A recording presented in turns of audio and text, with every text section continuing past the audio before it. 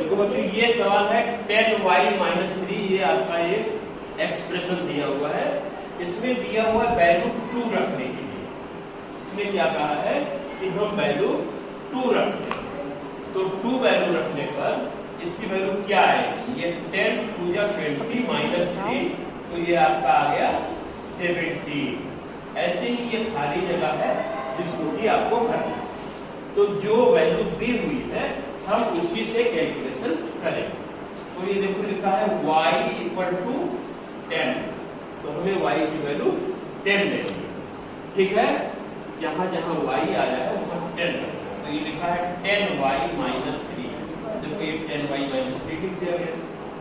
अब y की जगह पे 10 रखेंगे तो 10 × 10 -3, तो 10 × 10 कितना हुआ 100 -3 97, तो यहाँ पर हम 97। इसी तरह से देखिए y की वैल्यू 7 रखनी है, तो 10y 10 × 7 -3, तो ये हो गया 70 -3, और इसकी वैल्यू आ गई 67।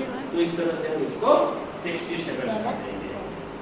यहाँ पर देखेंगे y की वैल्यू हमें 0 रखनी है, तो दे रखा है, तो 10y-3 10 × 0, तो any number multiplied by 0 will become 0, that's why 10 × 0 is 0 and the result is -3, तो ये आपने यहाँ पर नहीं। इसी तरह से अब हम इस दूसरे के बारे में विचार करें। यहाँ एक्सप्रेशन कुछ दूसरा दिया हुआ है 10 y-3, तो देखो y की जगह पे हमें यहाँ पर 2 रख करके इसे सॉल्व करके दिखा दें, आपको बाकी सभी कर लेंगे। तो देखिए जैसे हमने y = 0 लेना, तो क्या करेंगे, जहां y आया है वहां पर हम 0 रखेंगे। तो देखो यहाँ 0 रख दिया, तो 0 -3 is -3, 10 × -3 this become -5, ठीक है। तो यहाँ हमने -30 लिख दिया।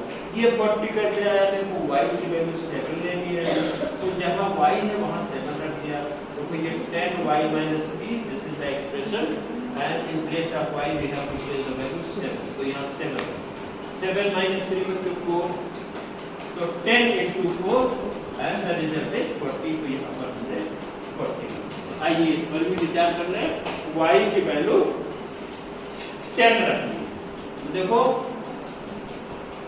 ये 10 रख दिया हमने, तो 10 यहाँ रखा 10y-3, तो 10 ये लिखा, y लिखा 10 -3, तो ये 10 × 7, ये 7, तो ये 7, ठीक है। तो इस तरह से बच्चे और इसको साथ, ठीक है।